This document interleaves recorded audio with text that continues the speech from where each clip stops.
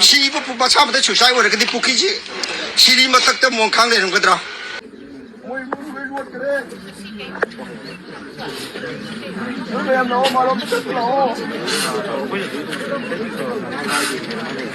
이제는 빈마 또 우리 비치다 뭐이 뭉지 피미는 오래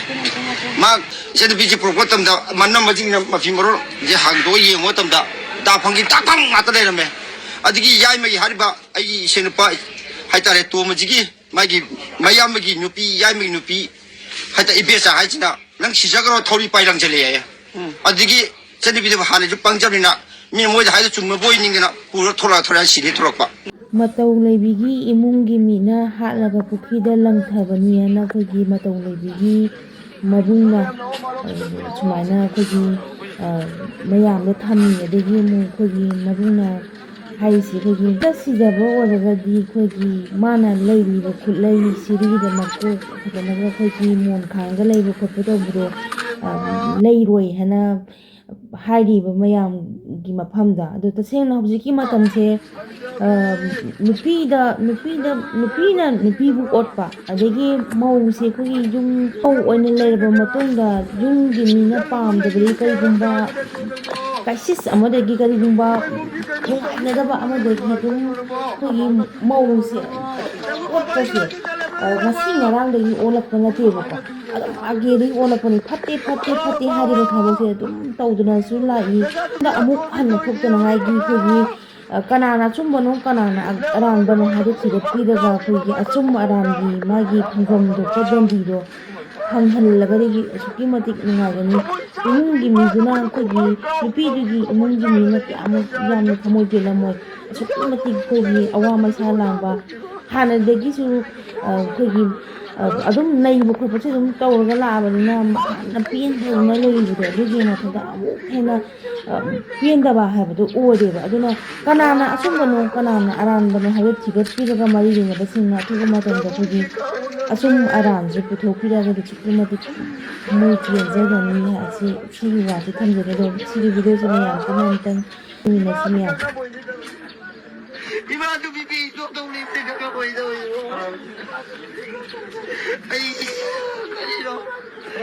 ai gi ba da tam pe po ji ko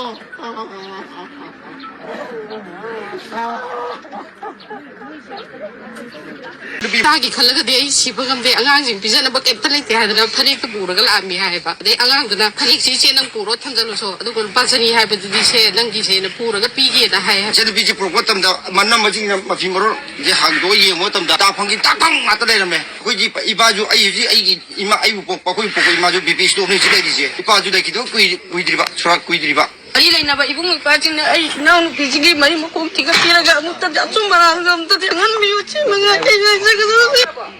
yoga बने में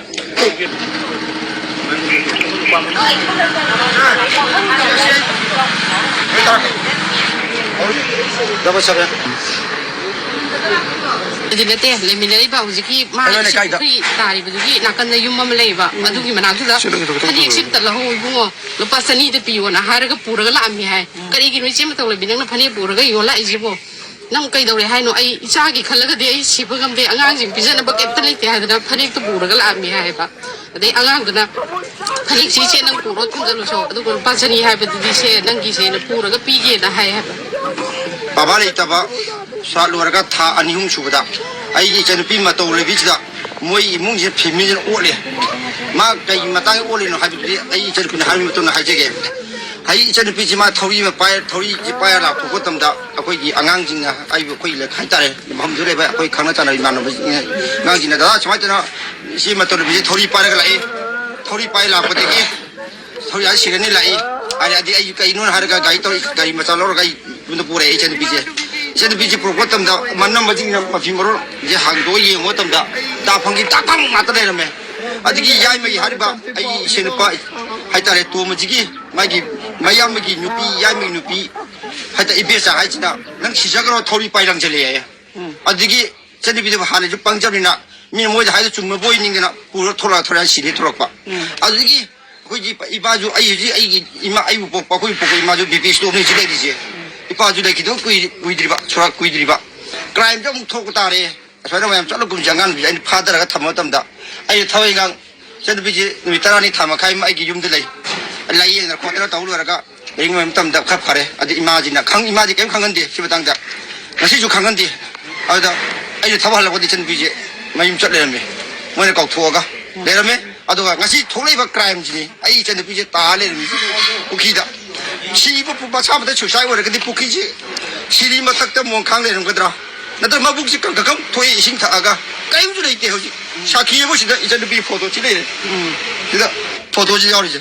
nupa ji ho ji hana thawai ga kha chat na kho taw yu rai ju le bu nupa ni ba lu pi nga da ot nei da ma khatan na ta na moi mu gi family loi na ai chen bi ot ne moi ji number moi oli ba moi maming ma tha oi ai un de le ho ji nupa ji gi ai chen bi gi mane pok ki maku bok se ma si ju hu mamang da kui re bi mai mangai mamang da hu da si gi ne maram di ma gi family da mong mari ta da gi ma sa na chale sa jat hanu bi na chale sa jat chi ye mun wai ta di ma tha da hu te jap tha si gi aduga hoji le moi na chen bi da oli ba mi wai jin je thapsong tomba ai gi se na pa ne se ni ki ba thapsong I bon bi mayam ba han ni ma gi nu pi susila go mi nu pi adi gi thapsong mi ai ma gi nu pi ibem cha adi gi thapsong manau bi ma gi nu pi thaba bi moi jin ni ai chen bi da ot da nei da taw ri ba mayam se ot haji ji report hai di masam ka mi hai dai masam ka mi ha masam ka mi sikari no pukhi da ba tha so sai oi ta di ma bu ko kam thok tai sing thak ba gi kai ju dei te siri da wong khang na ga lei ji kai gi no ku la sa ma tam da moi munu ji pira bu ti le kai ji lei mi ji pira bu chi ni ai na mayam da ji ha ji ri ji mayam na chen pi gi dum ta chu bu do pi ai na mayam ai khut mo ra ko rum jari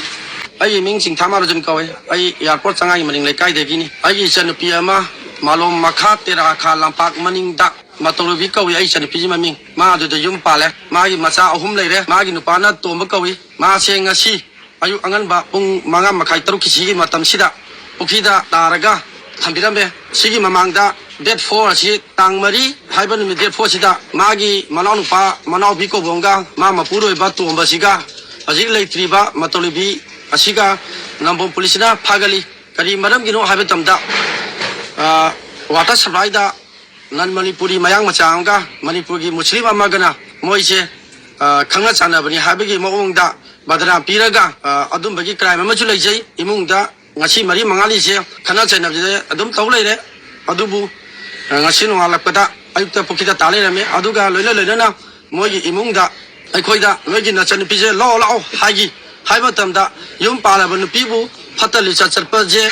akhoi yum dagi chakibra noi yum dagi chapanatra noina akhoi chan pije lo lao haita di lai sabi oina o hello aduga akhoi yum da hello lo halakpada akhoi loksam da yani haiba wafam jima mamang da haina gibadi lai aduga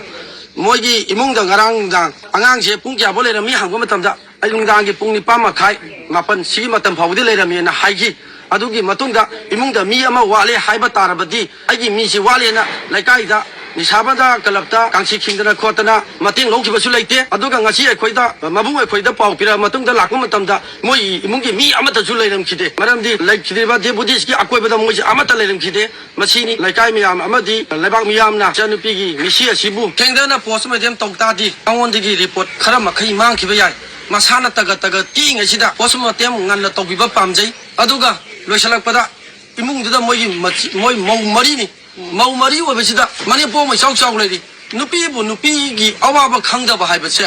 thamoi se